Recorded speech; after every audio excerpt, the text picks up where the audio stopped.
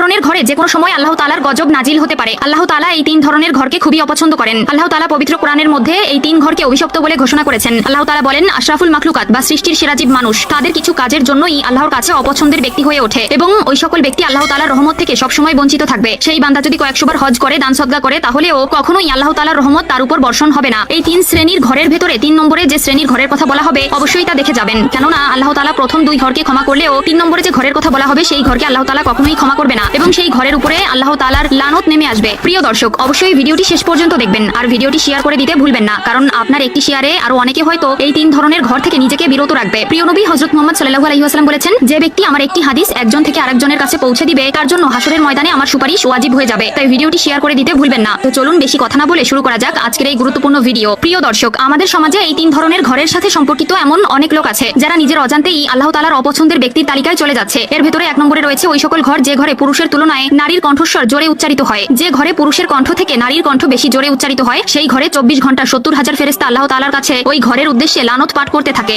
বর্তমান আধুনিক যুগে এটা হরহামেশাই দেখা যায় যে ঘরে পুরুষের তুলনায় নারীর কর্তৃত্ব বেশি। অবশ্যই এই বিষয়ে সাবধান থাকবেন এবং ঘরের নারীদেরকে পরকালের কথা ও আল্লাহ তাআলার লানতের কথা স্মরণ করিয়ে দিবেন। 2 নম্বরে আল্লাহ তাআলা ওই ঘরকে অপছন্দ করেন যে ঘরে কারোর হকের টাকা পুঁজি করে রাখা হয়েছে এবং ওই টাকা দিয়ে যদি ওই সংসারের কোনো একটা ছোট্ট জিনিসও কেনা হয় তাহলেও আল্লাহ তাআলা ওই সংসারের উপর থেকে রহমত ও বরকত উঠিয়ে